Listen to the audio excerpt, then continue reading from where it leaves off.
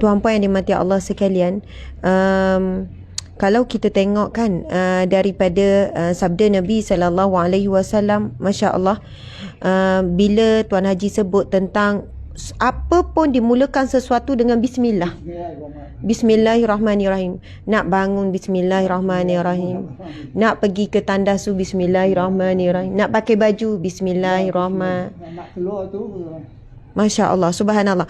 Okey, di sini kan kita berkongsi tentang fadilat Bismillah. Subhanallah, fadilat Bismillah.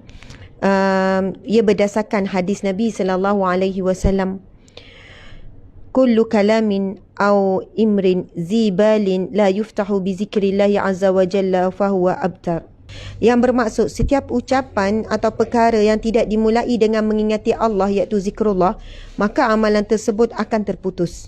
Subhanallah. Jadi di sini memang kita disarankan untuk membuat sesuatu ataupun untuk memulakan sesuatu dengan zikrullah. Maka di sini untuk mulakan sesuatu dengan zikrullah, kita boleh mulakan dengan bismillah. Masya Allah, dengan bismillah. Okey, hadis Nabi yang kedua. Nabi bersabda, kullum ri'in zibalin la yubda'u fihi bilhamdi aqta. Setiap perkara yang tidak dimulai dengan memuji Allah, maka amalan tersebut akan terputus. Terputus apa di sini? Apa yang maksud terputus? Siapa yang tak mulakan sesuatu amalan dengan bismillah, maka akan terputus. Masuk perkara terpenting dalam hadis di atas adalah sesuatu perkara yang dititik beratkan oleh seseorang itu, manakala makna terputus pula bermaksud kurangnya keberkatan. Subhanallah, siapa yang memulakan sesuatu bukan dengan bismillah, maka ia terputus, Nabi kata. Kan? Maksud terputus adalah iaitu ia hilang keberkatan. Maksud hilang keberkatan boleh jadi dia hilang dari segi pertolongan Allah, rahmat Allah. Kan? Tak ada erti kita buat sesuatu tu bila tak Allah tak berkat. Terputus daripada keberkatan Allah. Jadi kita rasa bangun tidur tu bukan ibadah, tapi bila baca bismillah jadi ibadah, Tuan Haji. Bila nak pergi tandas bukan nak buat ibadah, tapi sebab mula dengan memuji Allah. Bismillah dengan nama Allah Ar-Rahman Ar-Rahim. Memuji Allah tu yang Maha Pengasih, yang Maha Penyayang. Terus kita dapat keberkatan daripada setiap apa yang kita buat.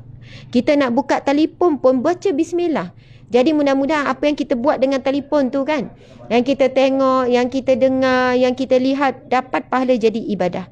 Subhanallah. Seterusnya, Masya Allah, ada di sini kalau kita rujuk firman Allah doa. Contohnya kan, ada disebutkan dalam hadis Nabi, sabda Nabi SAW, "Idza akala ahadukum ta'aman falyaqul bismillah. Fa inna siya fi awalihi falyaqul bismillah fi awalihi wa akhirih." Subhanallah.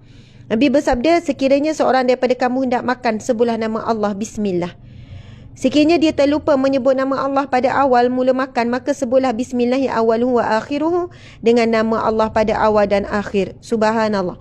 Kita sebelum makan kan ada doa Allahumma barik lana. Dan jika kita tak baca pun doa tu, baca bismillah saja dah memadai. Dah cukup dah tuan-puan sekalian kalau kita nak makan baca bismillah sahaja. Tapi kalau baca doa, ustazah baca doa macam mana? Lebih afdal. Subhanallah. Kalau kita fikirkan kenapa bismillah ni dia menjadi ayat pertama surah Al-Fatihah, nak kata besarnya kan kedudukan bismillah dan sebagainya, Masya Allah. Kalau kita tengok doa makan, lepas tu Nabi memang okey, kita tengok seterusnya tentang bismillah ni. Okey, subhanallah.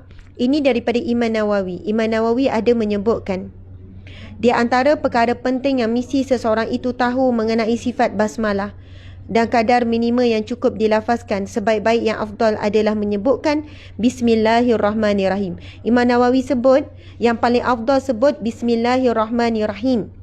Namun Imam Nawawi sebutkan akan tetapi kalau dia hanya menyebut Bismillah, sudah cukup baginya dan dia mendapat pahala sunat. Masya Allah. Allahu Akbar.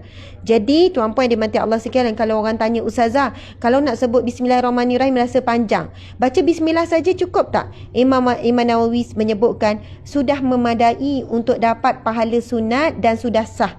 Contoh kita nak jemur kain, bismillah. Nak angkat kain, bismillah. Kan nak lipat kain, bismillah. Nak basuh kain, bismillah. Nak masak, bismillah. Nak basuh pinggan, bismillah. Subhanallah.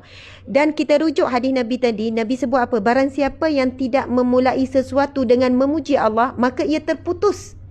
Kan? Hadis Nabi sebut tu terputus. Lalu ulama bincangkan apakah maksud terputus ini? Terputus daripada keberkatan.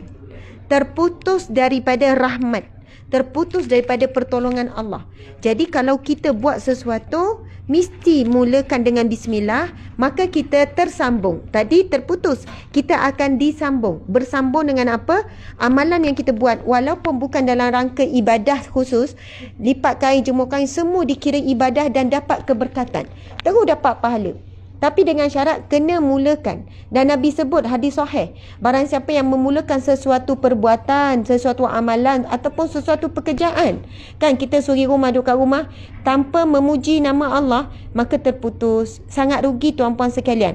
Bahkan kalau nak buka telefon pun kita kena baca bismillah. Buat apa pun bismillah. Itu dia antara rahsia Tuan Haji Muhammad Noor. Kenapa masa sihat, masih kuat, sentiasa nak keluar pada rumah mesti minta doa. Ya Allah, jagalah, peliharalah. Ya Allah, selamatkanlah pergiku dan kembaliku. Masya Allah. Dan jaga makan, tak makan fast food apa semua tu. Dan selalu jaga stamina, jogging. Kalau sebenarnya umur 70 lebih, jogging sejam setiap pagi. Jogging, jalan-jalan. Sekarang umur 80 lebih, tak jalan sejam tu dah tak mampu, tapi jalan juga. Mesti digerakkan otot-otot ni kan. Subhanallah.